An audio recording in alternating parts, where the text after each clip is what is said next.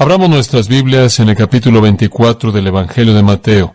Mateo capítulo 24. Es con emoción que llegamos a este pasaje conforme continuamos estudiando este gran sermón de la segunda venida predicado por nuestro Señor Jesucristo. Es conocido como el discurso del Monte de los Olivos. Nos encontramos realmente en el versículo 16 de Mateo 24, retomando el punto en donde nos quedamos la última vez. Pero simplemente unas cuantas cosas a manera de introducción podrían ayudarnos a recordar nuestro lugar un poco. No creo que no hay nada más intrigante, un tema tan fascinante que la segunda venida del Señor Jesucristo. No conozco ningún otro tema bíblico que pueda producir la misma cantidad de curiosidad que este tema puede crear. Y realmente hay unas cuantas cosas en la Escritura que son tan motivadoras para el creyente y para el incrédulo, como el sentido de realidad acerca de la segunda venida de Jesucristo. El apóstol Pablo dijo, conociendo el temor del Señor persuadimos a los hombres. En otras palabras, reconociendo que Cristo vendrá en juicio y va a traer un holocausto aterrador sobre la tierra, presentamos el Evangelio para que los hombres puedan escapar de eso. También, Pablo dijo que laboramos, estando presentes o ausentes, para que en un sentido seamos aceptados por Él. Entonces nosotros que somos creyentes servimos al Señor sabiendo que algún día va a venir a recompensarnos si queremos ser hallados fieles. Entonces la segunda venida de Jesucristo, tanto desde el punto de vista de advertencia para un incrédulo del juicio que está por venir, y desde el punto de vista de alentar a un creyente con la recompensa que está por venir, es un tema muy motivador. Y no hay un lugar en la Escritura en donde es presentada de manera más maravillosa que aquí en Mateo 24 y 25 por el Señor mismo. Ahora recuerde, este es un sermón dado por nuestro Señor en el Monte de los Olivos a sus discípulos. Él, previo a este sermón, ha pasado su último día hablándole a las multitudes de Israel, y Él ha pronunciado juicio sobre Israel. Les dijo que su casa es dejada desierta. Lo han rechazado y Él los ha rechazado a ellos. Al final de ese tiempo, Él dejó el templo, fue al Monte de los Olivos, y ahí Él predica un sermón a sus discípulos. Es un sermón en respuesta a preguntas que hacen. Obsérvelas en el versículo 3 de este capítulo. Dinos, ¿cuándo serán estas cosas? ¿Y cuál será la señal de tu venida y del fin del siglo? A partir de lo que Jesús ha estado diciendo, los discípulos piensan que el reino está muy cerca. No se dan cuenta de que todavía está a miles de años de distancia, porque no entienden que realmente hay dos venidas de Cristo. Él viene la primera vez en humillación a morir, hay un largo periodo de tiempo, y Él viene por segunda vez en gloria a reinar. Pero ellos no ven esas dos venidas, las ven como una. Y entonces, conforme Él ha venido, Él ha predicado y enseñado y curado, y Él ahora ha limpiado el templo, ellos creen que está preparando las cosas para su reino. De hecho, los encontramos en el capítulo 24 en la cúspide de su expectativa para el reino venidero. Y después Él les hace una profecía en el capítulo 24, versículo 2. Hablando del templo, el cual están viendo desde el Monte de los Olivos, Él dice, no quedará aquí una piedra sobre otra que no sea derribada. Él predice la destrucción total del templo al punto en el que ni una piedra va a quedar encima de otra. Ahora, esta es una estructura masiva.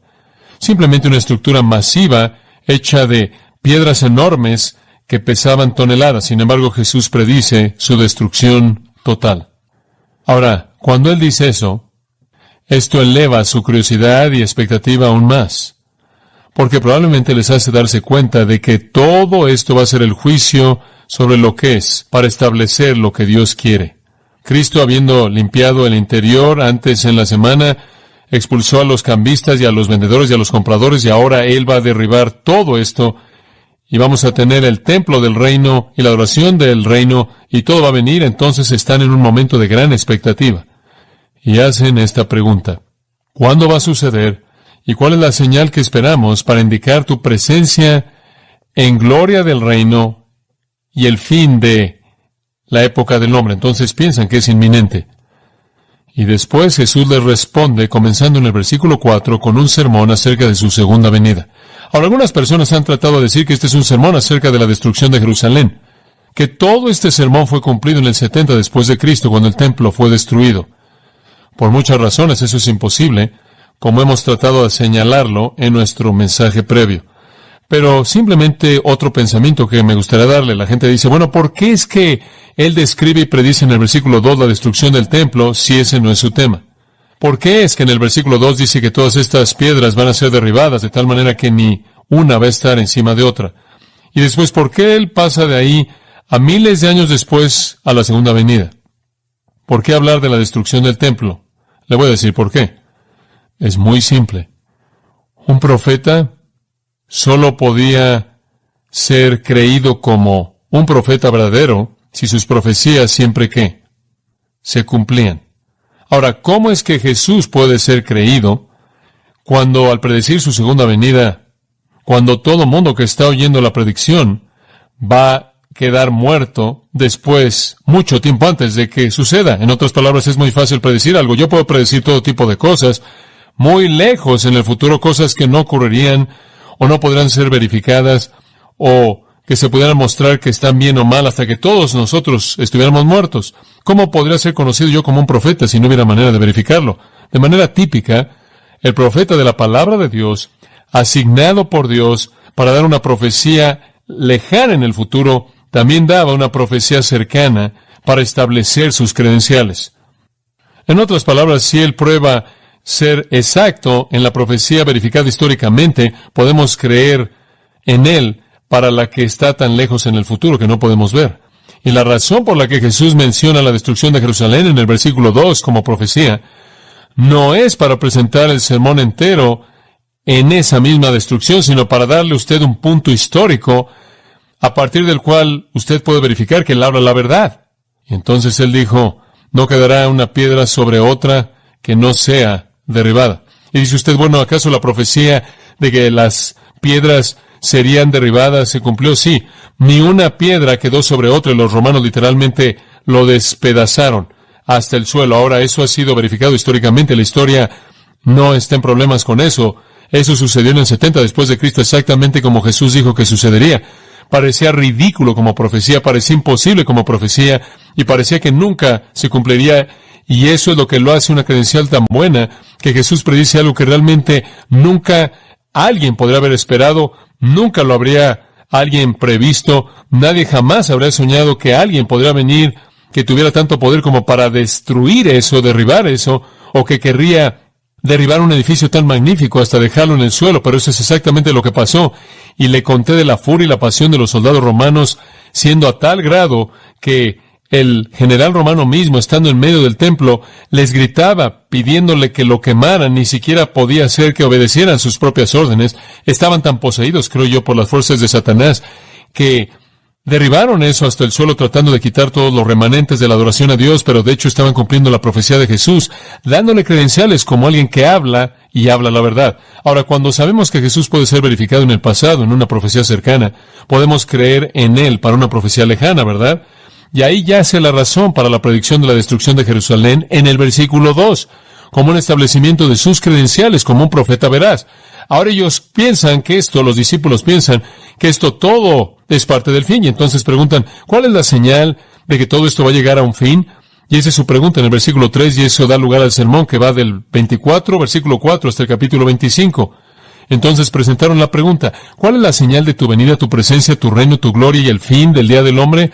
Y el Señor responde al darles una serie de señales del versículo 4 al 14, que Él llama en el versículo 8 el principio de dolores. El principio de dolores. Como dijimos, los dolores de parto se llevan a cabo al final y dan a luz. Son aquello que dan lugar a que una mujer dé a luz. Pero Jesús da un paso más hacia adelante en el versículo 15 y dice, hay un acontecimiento que dispara todo. Cuando veáis la abominación desoladora de la cual habló Daniel el profeta, ahí en el lugar santo, el que le entienda. Ahora, cuando usted vea la abominación desoladora, usted sabe que ese es el gatillo que inicia todo. Versículo 21 dice, porque habrá una gran tribulación como nunca la ha habido desde el comienzo del mundo hasta este entonces, ni jamás la habrá. Entonces, cuando vean ese acontecimiento, ese es el gatillo. Esa es la señal que comienza los dolores de parto. Lo que es el anticristo que llega al templo, que será reconstruido en el tiempo final.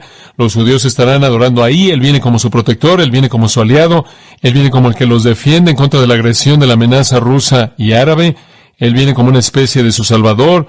Daniel 9 dice que firman un tratado con Él. Él es el líder de un imperio romano revivido, una confederación europea occidental. Eso es exactamente lo que Daniel predice, que todos se unen y de ellos se levantará este líder que será el protector de Israel a la mitad de la protección de un periodo de 7 años, Él viola su tratado con ellos, Él profana su adoración en el lugar santo, Él levanta un ídolo, una imagen de sí mismo, 2 Tesalonicenses 2 y Apocalipsis 13, Él demanda que el mundo entero lo adore, y ese es el gatillo que da lugar a todo el holocausto del tiempo final.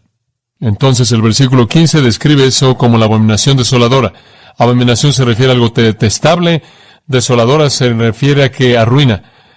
Un acto detestable de idolatría que arruina, que comete sacrilegio en el templo de Dios. Ahora, cuando eso suceda, todas las cosas del versículo 4 al 14 se van a desatar. Pseudo-salvadores vendrán, guerras, rumores de guerras, naciones contra naciones, reino contra reino, hambres, terremotos y personas entregadas en la persecución para ser matadas y odiadas, y habrán traiciones y falsos profetas y engañadores, y el pecado y la iniquidad abundará, dice el versículo 12, el amor de muchos se enfriará, y todo eso va a ser disparado por la abominación desoladora en el punto de la mitad de los 7 años.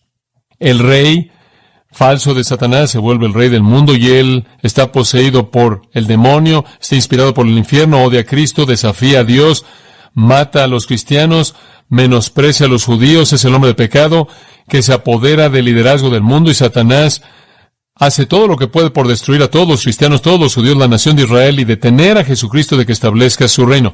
Por cierto, yo creo que en este punto en el tiempo la iglesia ya habrá sido raptada, entonces no vamos a estar ahí.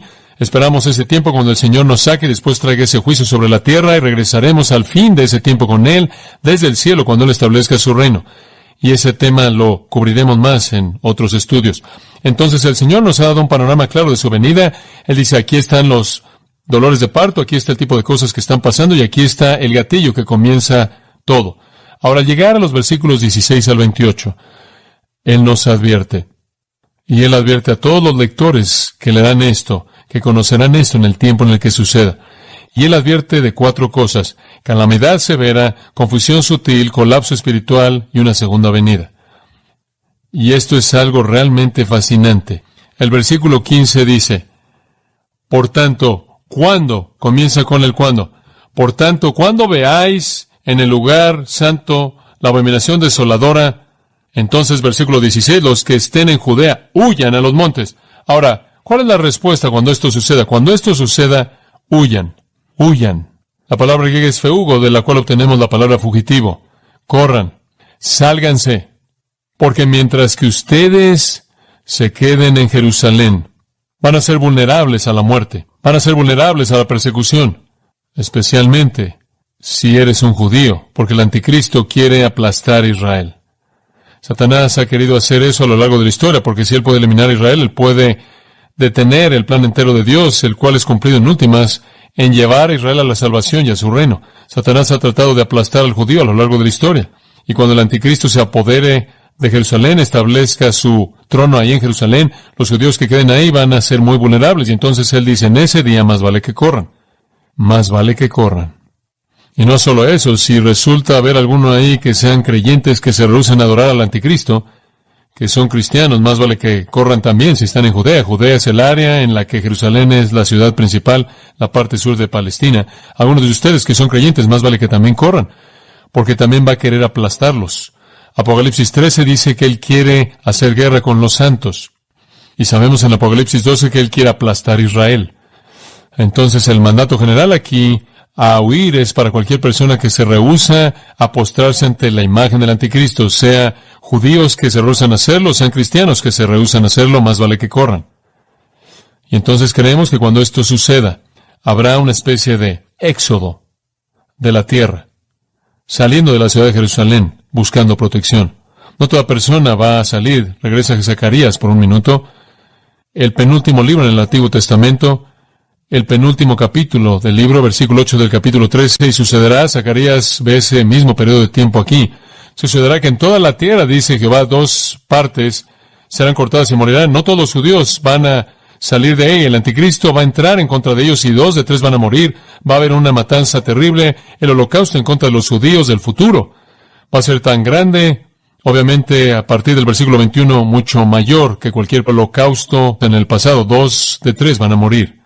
Versículo 9 dice, una tercera parte será librada y refinada por Dios y guardada por Dios. Entonces Zacarías nos dice que cuando los judíos huyan, no todos van a sobrevivir. No todos ellos van a poder salir. Vaya Apocalipsis capítulo 6. Y mantenga en mente ahora, estamos hablando de un tiempo como este tiempo y personas como nuestra gente, y este no es algún tipo de fantasía espacial.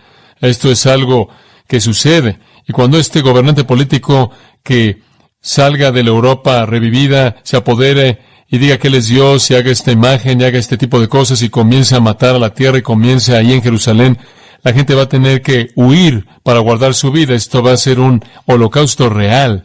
Y los judíos, muchos de ellos van a perecer, como acabo de leer, 2 de 3 van a morir. Y muchos otros también. En Apocalipsis 6 encontramos en el versículo 6 que cuando el quinto sello es abierto, este es un sello que describe ese mismo periodo de tiempo conocido como la tribulación. Debajo del altar están las almas de aquellos que fueron matados por la palabra de Dios y el testimonio que tuvieron. Aquí hay creyentes, aquí hay cristianos, gentiles o judíos, del tiempo de la tribulación que hayan sido martirizados por su fe. Ellos tampoco escaparon, fueron martirizados, perdieron sus vidas, y en cierta manera son retratados aquí clamando, ¿hasta cuándo, Señor? Versículo 10, ¿hasta cuándo vengará nuestra sangre en aquellos que moran en la tierra? ¿Hasta cuándo es que vas a detener esta carnicería en donde el anticristo está masacrando a los santos? Y se les dieron ropas blancas a cada uno de ellos, y se les dijo que debían reposar ahí por un poco de tiempo. La tribulación no se ha acabado aún, apenas está comenzando. Y sus consiervos y sus hermanos tienen que ser matados. Eso es parte del cumplimiento. Habrá martirio. Entonces Zacarías parece ver a judíos siendo matados, y Apocalipsis parece ver a santos que han creído en Cristo siendo matados. No todos van a escapar. Los que no escapen, el punto que estoy presentando es que van a pagar con sus vidas. Esa es la razón por la que dice, corran rápido, porque su vida está en juego. En Apocalipsis capítulo 11, habla de 7,000 personas muriendo en la ciudad de Jerusalén mediante un terremoto. En el capítulo 12, versículo 11, dice que hay mártires que no amaron sus vidas hasta la muerte. En otras palabras, mientras que algunos están traicionando a Cristo y algunos están negándolo, en lugar de morir, hay algunos que no aman sus vidas tanto, están dispuestos a morir por el testimonio de Cristo y morirán. En el capítulo 13, versículo 7, dice que Él hace guerra con los santos y los vence.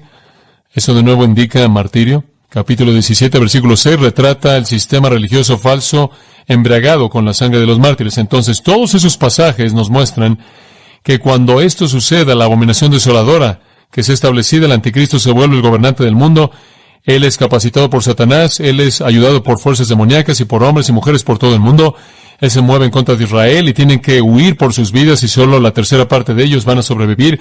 Él se mueve en contra de los creyentes a lo largo de ese periodo de tiempo y tienen que huir por sus vidas y no todos ellos van a sobrevivir tampoco. Pero para aquellos que huyan, habrá alguna ayuda sobrenatural. Y particularmente aquí se hace indicación en Apocalipsis 12 con respecto a Israel. Es un pasaje fascinante.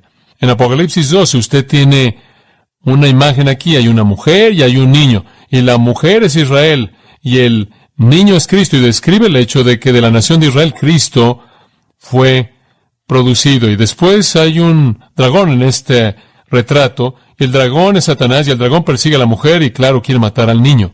Pero hay un gran protector, un gran promotor de la causa de Dios que protege a la mujer y al niño, y no es ningún otro que Miguel. Versículo 7, Miguel pelea contra los demonios y Miguel prevalece en el versículo 8 y Miguel es el ganador. Y después avanzamos un poco en el capítulo al versículo 14 y dice, bueno, regresa al versículo 6 primero, veamos el versículo 6 primero, esto va a amarrar ambos mejor. Y la mujer, este es Israel, aquí estamos en el tiempo de tribulación, en la tribulación cuando Satanás está haciendo todo lo que puede por destruir Israel y claro, el reino de Cristo. La mujer huyó al desierto, aquí está Israel, huyendo para buscar la protección. Ella tiene un lugar preparado por Dios para que puedan alimentarla y 1260 días o 42 meses o 3,5 años, ese es siempre el periodo de esta gran tribulación.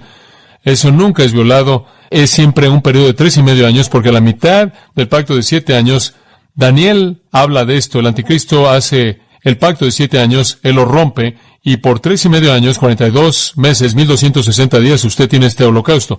Entonces Israel huye, y durante los 1260 días es protegida por Dios en un lugar preparado por Dios. Ahora es un buen lugar a donde huir, Israel, porque hay cuevas por todos lados, todo lugar y por toda esa tierra.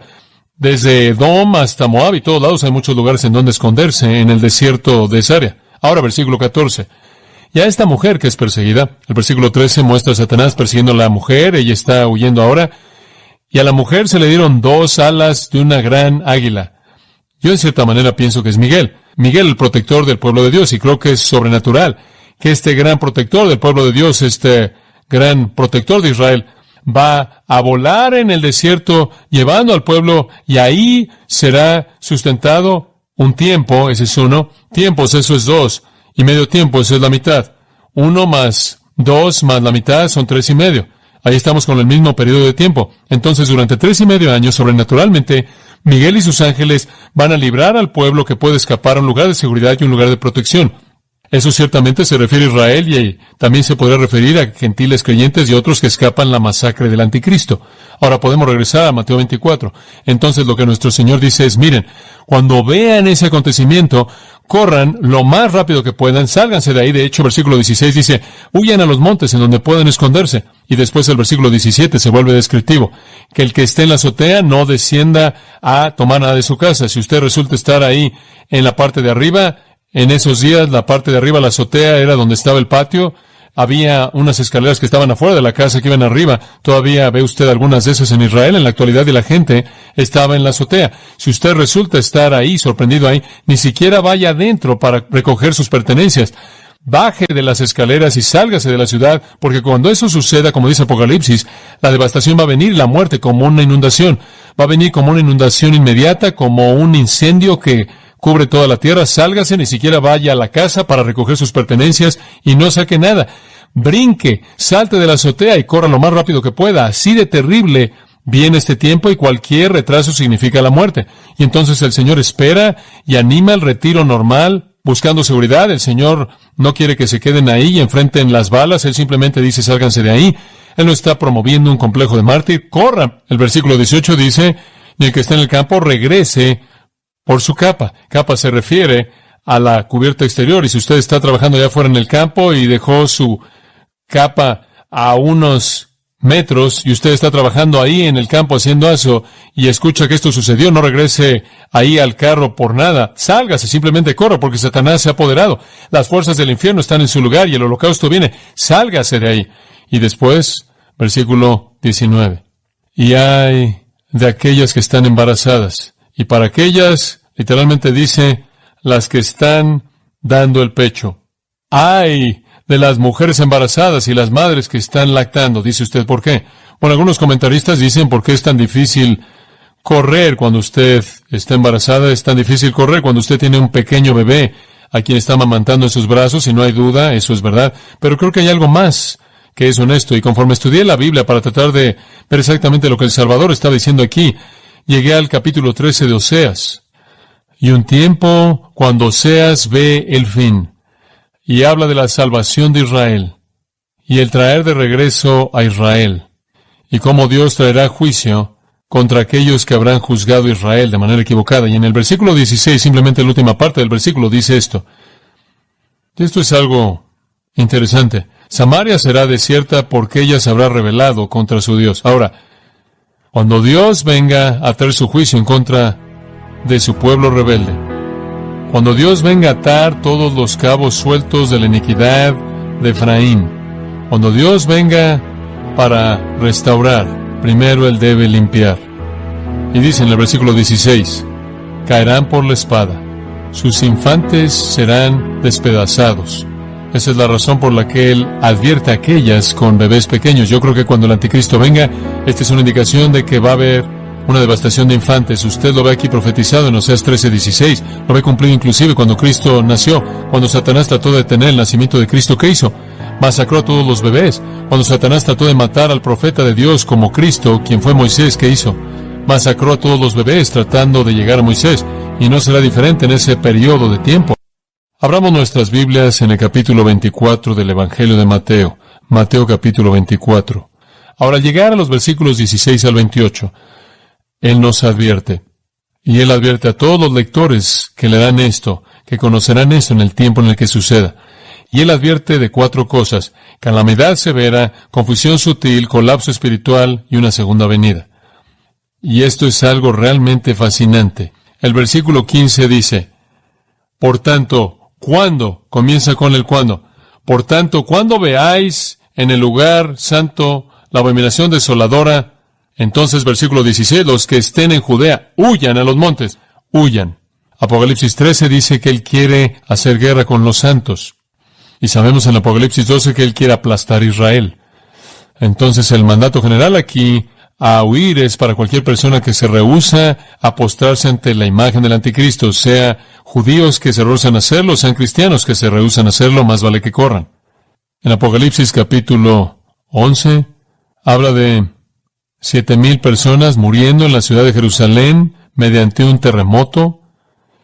En el capítulo 12, versículo 11, dice que hay mártires que no amaron sus vidas hasta la muerte. En otras palabras, mientras que algunos están traicionando a Cristo y algunos están negándolo, en lugar de morir, hay algunos que no aman sus vidas tanto, están dispuestos a morir por el testimonio de Cristo y morirán. En el capítulo 13, versículo 7, dice que él hace guerra con los santos y los vence. Eso de nuevo indica martirio. Capítulo 17, versículo 6, retrata el sistema religioso falso embriagado con la sangre de los mártires. Entonces, todos esos pasajes nos muestran que cuando esto suceda, la abominación desoladora que es establecida, el anticristo se vuelve el gobernante del mundo. Él es capacitado por Satanás, él es ayudado por fuerzas demoníacas y por hombres y mujeres por todo el mundo. Él se mueve en contra de Israel y tienen que huir por sus vidas y solo la tercera parte de ellos van a sobrevivir. Él se mueve en contra de los creyentes a lo largo de ese periodo de tiempo y tienen que huir por sus vidas y no todos ellos van a sobrevivir tampoco. Pero para aquellos que huyan, habrá alguna ayuda sobrenatural. Entonces, durante 3.5 años, sobrenaturalmente, Miguel y sus ángeles van a librar al pueblo que puede escapar a un lugar de seguridad y un lugar de protección. Eso ciertamente se refiere a Israel y también se podría referir a gentiles creyentes y otros que escapan la masacre del anticristo. Ahora podemos regresar a Mateo 24. Entonces lo que nuestro Señor dice es, miren, cuando vean ese acontecimiento, corran lo más rápido que puedan, sálganse de ahí. De hecho, versículo 16 dice, huyan a los montes en donde puedan esconderse. Y después el versículo 17 se vuelve descriptivo, que el que esté en la azotea no descienda a tomar nada de su casa. El versículo 18 dice, y el que esté en el campo regrese por su capa. Capa se refiere a la cubierta exterior, y si usted está trabajando allá afuera en el campo y dejó su capa a unos metros y usted está trabajando ahí en el campo haciendo eso y escucha que esto sucedió, no regrese ahí al carro por nada. Sálgase, simplemente corra porque Satanás se ha apoderado. Las fuerzas del infierno están en su lugar y el holocausto viene. Sálgase de ahí. Y después, versículo 19. Y hay de aquellas que están embarazadas. Y para aquellas, literalmente dice, las que están dando el pecho. ¡Ay! De las mujeres embarazadas y las madres que están lactando. Dice usted, ¿por qué?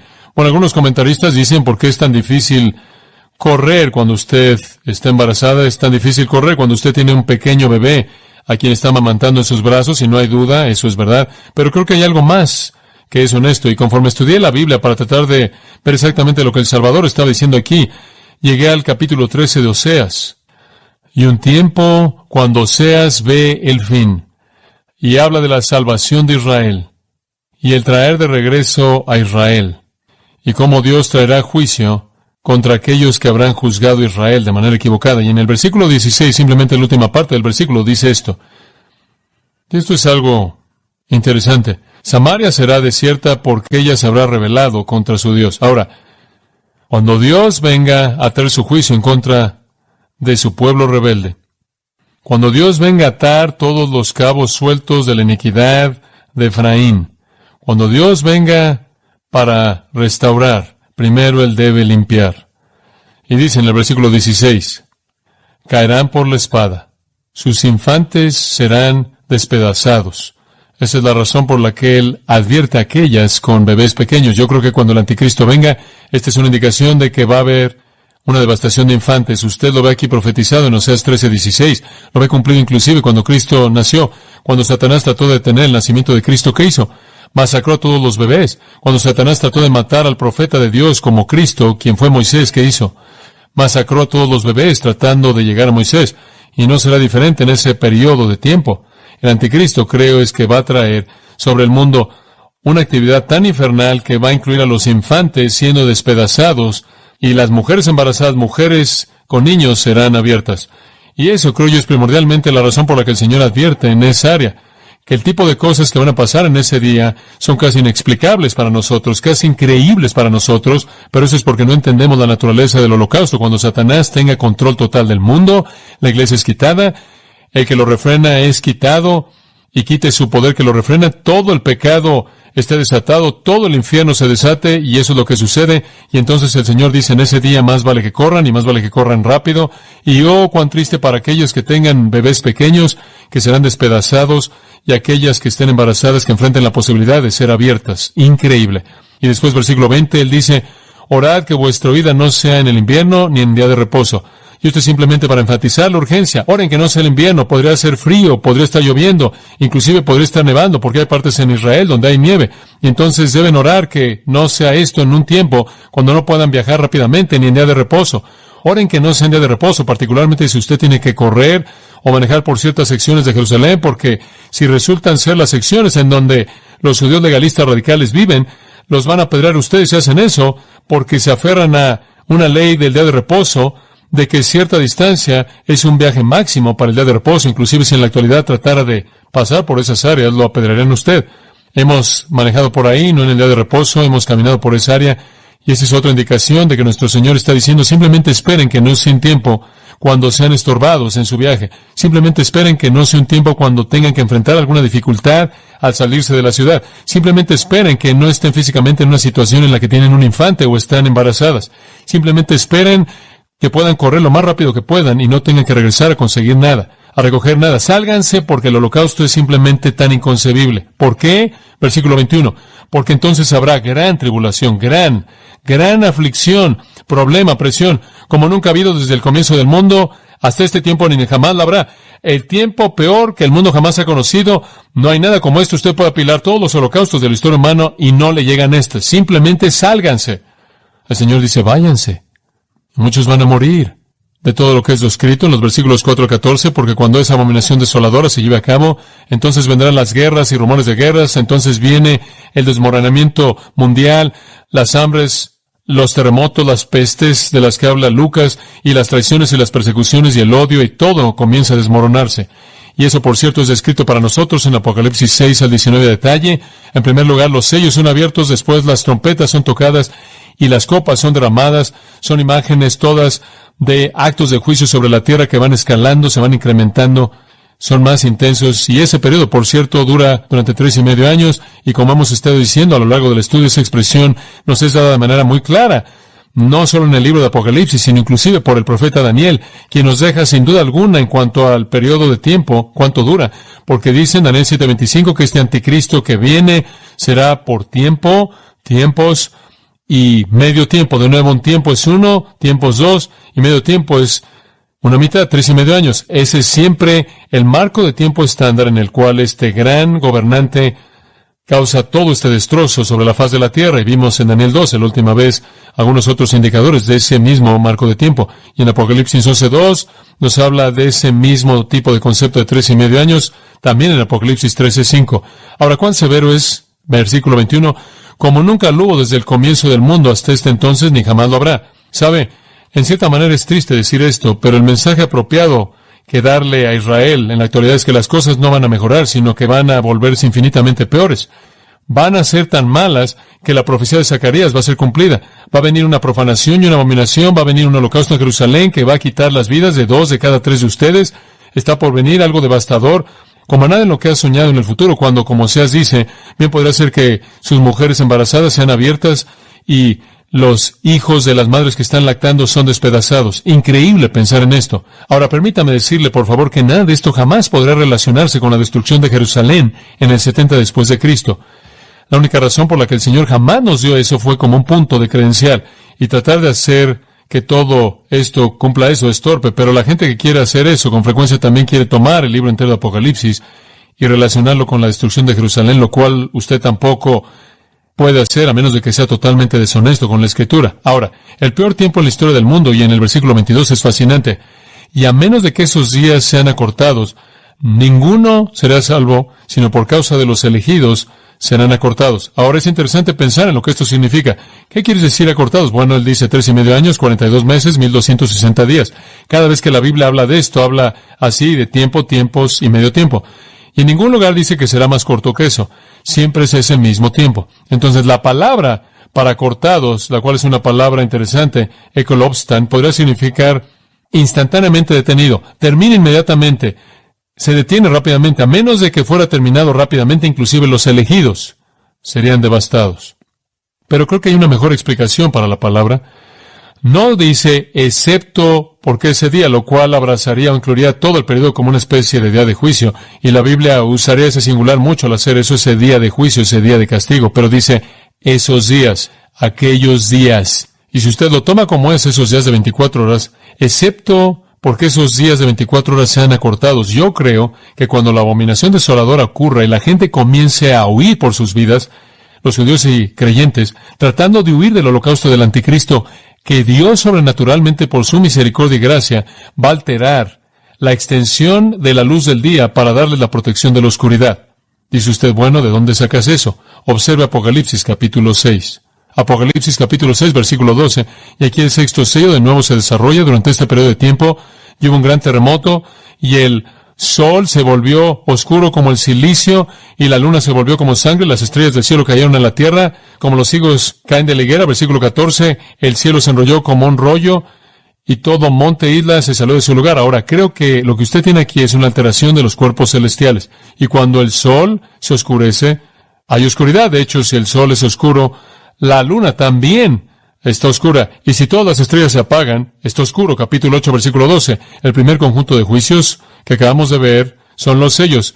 El segundo son las trompetas. Pero observe lo que sucede en los juicios de las trompetas en el capítulo 8, versículo 12. El cuarto ángel tocó y la tercera parte del sol fue herida, la tercera parte de la luna, tercera parte de las estrellas. La tercera parte de ellas fue oscurecida y el día no se mostró por la tercera parte de ella. La luz del día será reducida por una tercera parte. Ahora vaya al capítulo 16, versículo 10. En el 16:10 dice, el quinto ángel derramó su copa en el trono de la bestia y su reino estuvo lleno de oscuridad y mordían sus lenguas de dolor. Y creo que lo que está pasando es que gradualmente hay menos luz en el día hasta que en últimas, al final del periodo de la tribulación es oscuridad total y las huestes del anticristo están moviéndose en oscuridad absoluta. Y claro que eso se vuelve una protección para los elegidos. Y ahora regrese a Mateo 24 y usted ve, creo que si lo interpretamos de esa manera, por lo menos es viable. No puedo ser dogmático en esto, pero me parece que tiene sentido. A menos de que esos días fueran acortados, ninguna carne será salva. Es solo la protección de la noche y la luz del día siendo apagada que salva a la gente, pero por causa de los elegidos, esos días serán acortados, por causa de que Dios preserve a su pueblo escogido. Ahora usted puede relacionar la palabra elegidos a Israel, mis elegidos como son llamados en el Antiguo Testamento, Israel, mis escogidos. Dios afirma que Él escogió a esa nación, y entonces Él protege a su pueblo, Él guarda a su remanente, Él libra la tercera parte para que pueda redimirlos y traerlos al reino. No todos los judíos pueden morir, entonces puedo ver en los elegidos ahí a la nación elegida de Israel, así como lo vemos en Romanos 9 al 11, en donde Pablo habla de Israel como la nación escogida, no la Israel redimida, sino Israel como una nación, y también puedo ver en la palabra escogidos a los creyentes redimidos de todas las naciones. Pero por causa de preservar a su nación escogida y por causa de preservar a su pueblo redimido escogido, Él acorta el día para que el anticristo no pueda masacrar tanto a judíos como a creyentes, por causa de los elegidos. Me encanta eso. Esa es la primera vez en la que la palabra escogido se usa en el Nuevo Testamento. Y ahora se nos presenta un nuevo concepto acerca de aquellos que le pertenecen a Dios. Le pertenecemos a Él porque Él nos escogió. Escogido significa escoger o llamar. Él nos escogió, Él escogió a Israel, nos escogió a nosotros. Si Israel fue su nación escogida, no discutimos eso. Usted sabe, inclusive la gente que quiere negar la doctrina de la elección en referencia a la salvación no niega la doctrina de la elección en referencia a Israel. No dicen, bueno, un día Dios salió y dijo, ¿a quién le gustaría levantar su mano para que sea mi nación? ¿A quién? Y todos los judíos dijeron, nosotros. No. No hay duda en absoluto acerca de que Dios escoge a Israel. Y si Israel son los escogidos de Dios, entonces ¿por qué nos molesta tanto? Porque la iglesia también son los escogidos de Dios. Entonces Él dice, voy a cuidar de mis escogidos. ¿Y quieres saber una cosa? Él cuida de sus escogidos. Nadie sobreviviría para entrar al reino. No habrá ningún judío redimido que entrara al reino, no habrá ningún gentil redimido que entrara al reino, si Él no cambiara los días para que pudieran estar seguros. Escuche, ¿sabe lo que esto me dice? Cuando Dios escoge a alguien para sí mismo, Él va a guardar a esa persona para sí mismo, y Él va a cumplir su promesa, si Él tiene que reestructurar el universo entero. ¿Le hace sentir usted esto seguro? A mí sí. El Señor literalmente va a reorganizar el cuerpo entero del universo para proteger a los suyos. Maravilloso. Entonces, por causa de los escogidos, Él simplemente cambia todo y reduce la luz del día a un periodo de tiempo pequeño y en últimas lo quita para que puedan estar seguros. Ahora la oscuridad total no podrá durar mucho tiempo porque nada podría crecer. Esa es la razón por la que sucede al final, y le voy a decir algo más. Usted corta el día solo a una tercera parte y va a afectar el ciclo de crecimiento, ¿no es cierto? Y esa es la razón por la que usted va a tener hambres por toda la tierra, y eso va a contribuir inclusive a más odio y a más enojo y a más guerra y a más de todo lo demás. Pero eso es por causa de proteger a los escogidos. Es tan maravilloso. El Señor va a estos extremos para proteger a los suyos, inclusive cambiar toda la función del universo por causa de los escogidos. Hombre, qué pensamiento tan consolador. Entonces Él dice, miren, si están vivos en ese entonces, si ven la abominación, corran lo más rápido que puedan, porque número 1, la calamidad severa viene, y número 2, y observen esto es muy fácil de ver, confusión sutil. Ahora, esto es lo que sucede. Todas estas personas corren, y los que no mueren se están escondiendo allá afuera. Están todos escondiéndose allá afuera, y todos están siendo cuidados por el Señor, y quizás son alimentados con maná del cielo, y no lo sé. No sé cómo el Señor va a cuidar de ellos, pero están allá afuera, Israel y personas redimidas, y se están escondiéndose. ¿Y sabe usted qué están esperando? Pueden leer Mateo y lo van a estar leyendo en esos días. Van a decir, ahí está, lo vimos, ahora veamos. Hemos corrido, estamos en los montes, estamos escondidos.